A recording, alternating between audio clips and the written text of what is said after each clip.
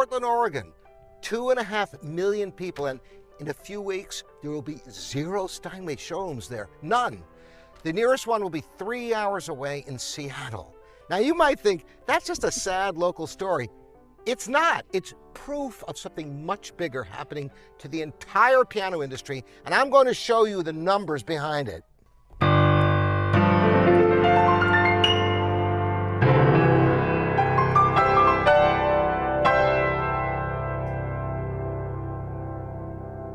Welcome to Living Pianos. Robert Estrin here with a story that it broke this week. And once you see the numbers behind it, you'll understand why this isn't really about Portland at all. Here's what's happened. Steinway & Sons is closing its Portland showroom and consolidating all Pacific Northwest sales into Seattle. Gavin English, the president of Steinway, said, and I'm quoting directly here, "Steinway isn't going anywhere. We're consolidating our Pacific Northwest presence into our Seattle showroom. All remaining new and pre-owned Steinway, Boston, and Essex pianos have to be sold with an appointment-only preview, sale August 21st through 23rd. After that, every sale in the region routes to Seattle. Service stays local. Factory-trained technicians will still handle tuning, regulation, and restoration for existing owners. But if you want to walk into a room and play a new Steinway before you buy one, that room no longer exists." Now, here's what makes this genuinely strange. This wasn't some old, struggling dealership limping along for decades. Steinway took over this territory from an independent dealer, Michelle's Pianos, just a few years ago, specifically so the Portland market could be served directly by the factory. That was the pitch. And in a remarkably short window, they're unwinding it. Companies don't shut down a showroom. That's a few years old because it's exceeding expectations. So the real question isn't, why did Portland lose its store? It's, why couldn't the most famous piano brand on earth make direct ownership work in a metro area of 2.5 million people? I've sold pianos for decades, and here's the mechanism most people never see, backed up by the actual numbers. First, look at the size of the market itself. Portland, Vancouver, Hillsborough is roughly 2.54 million people. That isn't a small town, that's a real metro area, and here's the number that should stop you cold. Sacramento, California sits at almost exactly the same size, around 2.48 million people, and it also has no authorized new Steinway showroom. 2 metro areas nearly identical in population, both without a single place to walk in and buy a new Steinway. That's not a Portland problem, that's a pattern. Now, here's why new acoustic piano sales in the United States have fallen to under 18,000 units a year as of 2024. A decade ago, that number was around 31,000. That's a drop of roughly 40% in new acoustic pianos sold nationwide across every brand, not just Steinway. Meanwhile, digital pianos sold over 188,000 units in that same year. Do you see what's happening? The market isn't just shrinking, it's splitting. I call this barbelling. On one end, you've got affordable digital instruments serving the vast majority of new buyers. On the other end, you've got a small number of serious buyers still paying real money for a true acoustic instrument. What's disappeared is the middle. The traditional, moderately priced acoustic piano buyer who used to be the backbone of local dealers' business.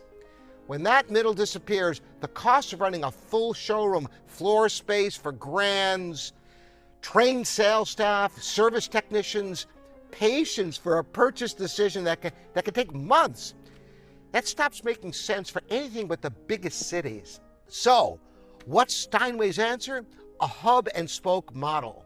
One flagship regional showroom, Seattle, handling sales for the entire region, while local factory-trained technicians still handle service and maintenance for owners who already have a piano. It's the same model luxury watch and handbag brands use. Fewer, larger flagship stores, white glove remote service for everyone else.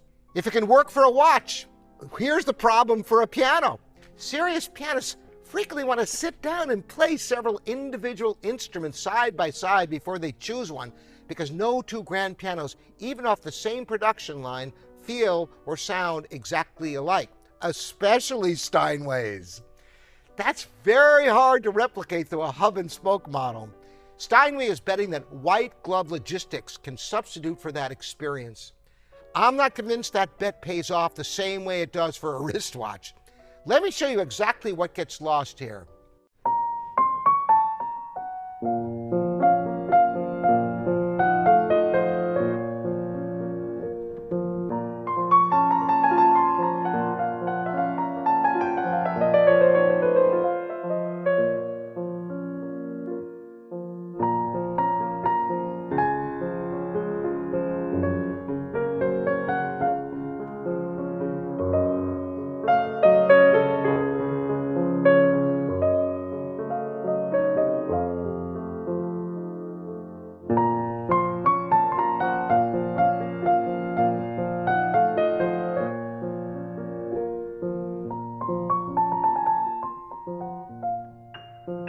Do you hear how different that response is?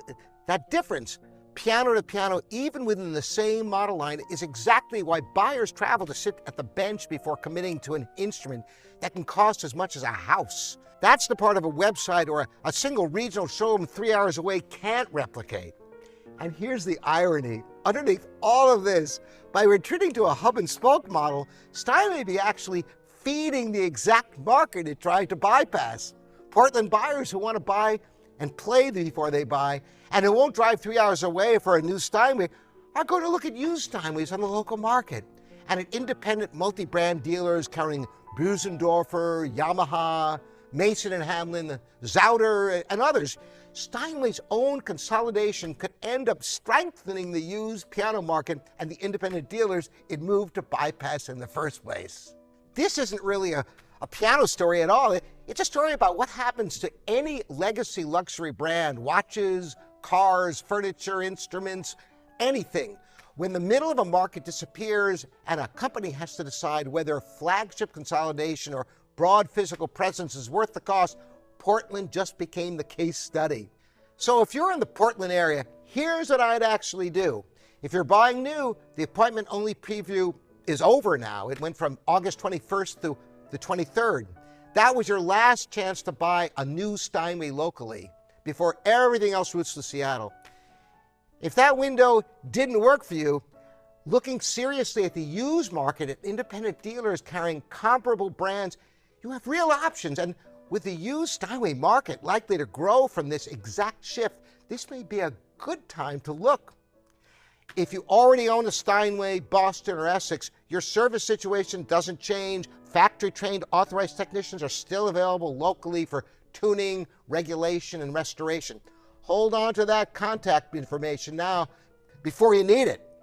I want to know what you think. If a metro area, 2.5 million people can't support one Steinway showroom, what does that say about the next 10 years of the piano industry? And if we're into Portland or Sacramento, how has this changed how you approach buying a piano?